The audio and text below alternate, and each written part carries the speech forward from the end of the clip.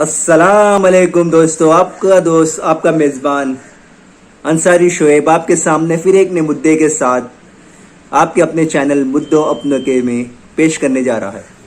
आज का जो मुद्दा है बहुत ही ख़ास है दोस्तों।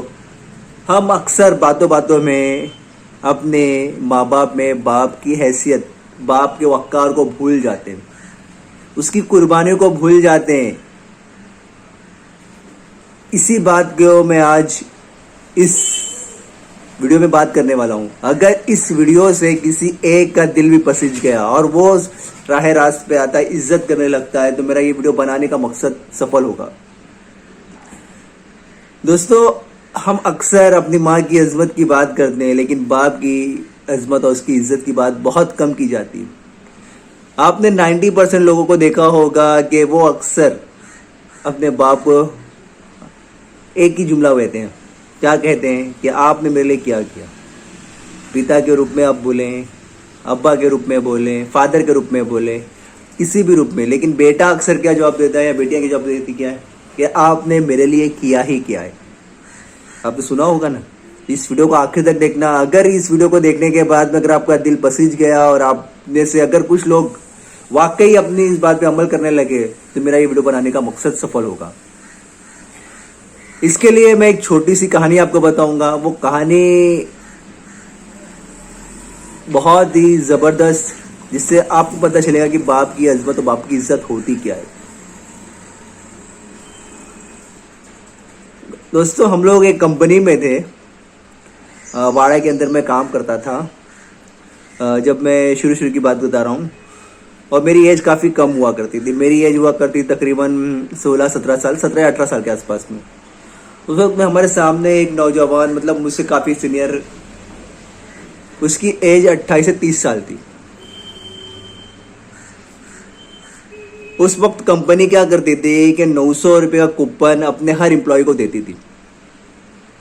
900 रुपये का कूपन अपने हर एम्प्लॉय को देती थी कि जब भी 10:15 से लेकर 10:30 के बीच में नाश्ता करना हो, या 3 से 3:15 के बीच में नाश्ता या चाय पानी करना हो, उसके लिए वो कूपन मिलता था 900 रुपये का।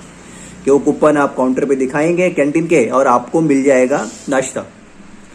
तो हम लोग अपने रूटीन के हिसाब से डेली बराबर निकलते थे, नाश्ता करते थे और आते थे। लेकिन मैं अक्सर एक शख्स को दिखता था कोने में बैठा हुआ, वो कभी नहीं जाता था। वो अगर गया भी, पानी पिया और आ गया, और अक्सर वो अपने कूपन से ना बेच देता था। वो कूपन जो उसके होते थे ना, वो अक्सर बेच देता था। 900 रुपये का कूपन पूरे महीने में मिलता था कंपनी की तरफ से, लेकिन वो कूपन अपने बेच देता था।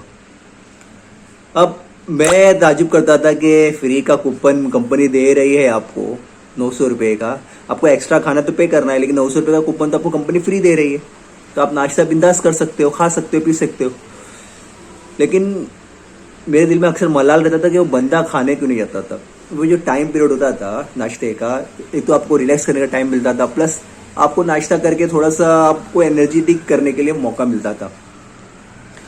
तो मेरे अंदर एक क्यूरियोसिटी जागी कि चलो कुछ तो एक बार पूछूं उससे जाके कि आखिर आप नाश्ता करने जाते क्यों नहीं, बात क्या है। तो जब बहुत ज़्यादा मेरे अंदर इस चीज़ की बात निकली, तो मैं गया उस शख्स के पास, और जाने के बाद मैंने उस शख्स से पूछा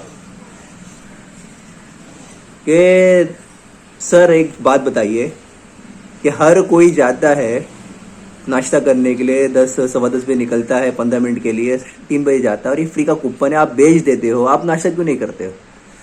तो फ्री का कूपन है, उसको भी आप 30 रुपये का कूपन आप बेच देते हो, आप अपने पास रखते क्यों नहीं हो।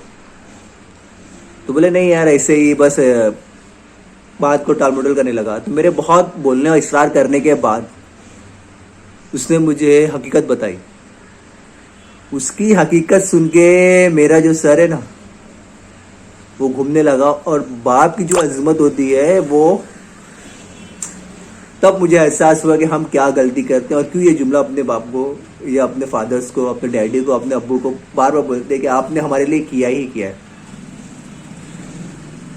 तो उसने मुझे बताया कि मुझे जो महीने का 900 रुपये कूपन मिलता है ना, तो मुझे इस कूपन से दिन का 30 रुपये बचता है। और इसी तरह जब मैं घर जाता हूँ तो घर में 2 शेयरिंग ऑटोज लगती हैं। तो मैं सुबह में बस स्टॉप तक आने तक के लिए मुझे दो शेयरिंग ऑटो लगती है, जिसमें तकरीबन तकरीबन 20 रुपये खर्च हो जाते हैं, और शाम में मेरे घर तक आने के लिए तकरीबन तकरीबन वही 20 रुपये। तो 40 ये और 30 से 70 रुपये मैं बचाता हूँ डेली के।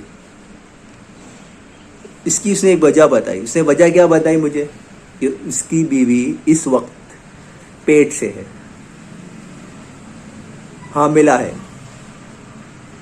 बोला अगर मैं ये पैसे बचा लेता हूँ तो मैं जब शाम में घर जाता हूँ, क्योंकि मैं क्या करता हूँ, रिक्शा मतलब बस स्टैंड से लेके घर तक पैदल जाता हूँ, और सुबह में आधा घंटा पहले निकल जाता हूँ। तो जो मेरे 70 रुपये बचते हैं, तो मैं क्या करता हूँ, इसका फल खरीद लेता हूँ, कुछ जूस खरीद लेता हूँ, आधा पाव किलो, कभी सेब ले लिया, कभी कुछ ले लिया, और 10-20 रुपये का गन्ने का जूस ले लिया, किसी दिन नारियल का पानी ले लिया। तो इसी 70 रुपये के अंदर मैं सब कुछ करता हूँ, क्योंकि मेरी सैलरी इतनी तो है नहीं कि मैं अपने हमारे घर के खर्चे में एक्स्ट्रा कुछ खर्चा कर सकूँ। तो मैं इस 70 रुपये के अंदर ही ये सब चीज़ मैनेज करता हूँ। और जब घर जाता हूँ तो अपनी बीवी को उसमें फ्रूट्स और जो शरबत वगैरह या जो भी जूस वगैरह लाता हूँ, उसी पैसे का मैं देता हूँ। तो इससे क्या होता है कि मेरा जो वाइफ को ताकत की चीज़ मिलना चाहिए, मेरे 70 रुपये से उसे मिलती है, और बच्चा भी इंशाल्लाह सेहतमंद होगा और वाइफ भी सेहतमंद रहेगी। मेरा इतने अमल करने से अगर मेरी वाइफ और मेरी बच्चे सेहतमंद रहते हैं, तो होने वाला बच्चा मेरा सेहतमंद रहता है, तो कोई हर्ज नहीं है। तो मैं ये बात सुन के एकदम ताज्जुब में हो गया कि एक शख्स जिसका भी बच्चा दुनिया में आया नहीं है, उसको और ये करने के लिए, दुनिया में लाने के लिए एक अपने 70 रुपये बचा रहा है, पैदल चल रहा है, नाश्ते का पैसा बचा रहा है, और एक वो बदले में उसे जॉब क्या मिलता है दोस्तों मालूम है ना? बीवी क्या बोलती, पूरी जिंदगी तो मुझे इसने ऐसे ही भिखारी रखा, कुछ करके नहीं दिया। बेटा जब जवान होता है तो क्या बोलता है, तुमने मेरे लिए किए क्या ही किए। जरा सोचो, इस बात को गौर से सोचो कि एक बाप जब अभी जो बेटा आया ही नहीं है दुनिया में, उसके लिए उसके आने से पहले सारी तैयारी कर रहा है कि वो सेहतमंद हो, उसकी बीवी सेहतमंद हो, उसके बच्चे होने से सेहतमंद के साथ उसके आने वाली जो ख्वाहिशात को कैसे पूरी की जाए, उसके लिए कोशिश कर रहा है। लेकिन ना बाप के बेटे की तरफ से प्रॉपर आंसर्स मिलते हैं जवानी के वक्त, ना बीवी की तरफ से। हाँ, बीवी को उसकी माँ का एक दर्जा मिल जाता है अच्छा, कि मेरी माँ ने मेरे लिए ये किया वो किया, लेकिन बाप भले से पेट में बच्चा नहीं रखता है में दोस्तों, लेकिन वो जो 9 महीना और 9 महीने से आपके जवान होने तक का जो काम करता है सब, ना बाप, बस तकलीफ ये है कि बाप को वो दर्जा क्यों नहीं मिलता। दोस्तों मेरी ये जो मैं पूरी बात आपको बताया हूँ, इसमें मुझे उम्मीद है कि आपको ये बात समझ में आएगी मैं क्या कहना चाहता हूँ। अगर बाप ने आपको पैदाइश से लेकर आपको जवानी तक यहाँ तक खड़ा कर दिया है कि अब आप कुछ सोच सकते हो, कुछ कर सकते हो, तो आप अपने बल पे कुछ करने की कोशिश करो, इल्ज़ाम मत लगाओ। क्योंकि उसने उस वक्त भी आपका ख्याल रखा था जब आप पेट में थे, उसने उस वक्त भी आपका ख्याल रखा था जब आप स्कूल जा रहे थे, उसने उस वक्त भी ख्याल रखेगा जब आप खुद बाप बनोगे। लेकिन आप भूल जाते हो कि जब वो कुछ बोलता है तो आपको लगता है कि वो आपको ताने दे रहा है। नहीं बेटा नहीं, वो सारे एक्सपीरियंस अपने आप के सामने झोंक देता है कि मैंने ये गलतियां की थी, मैंने इस वजह से आगे नहीं बढ़ पाया, ये गलती बेटा तू मत कर। बीवी का क्या, जब वो बूढ़ी होती है तो वो भी डाल देती है कि पूरी जिंदगी इन्होंने मुझे ऐसे ही रखा। मतलब बाप को सिवाय ताने का और कुछ मिलता ही नहीं।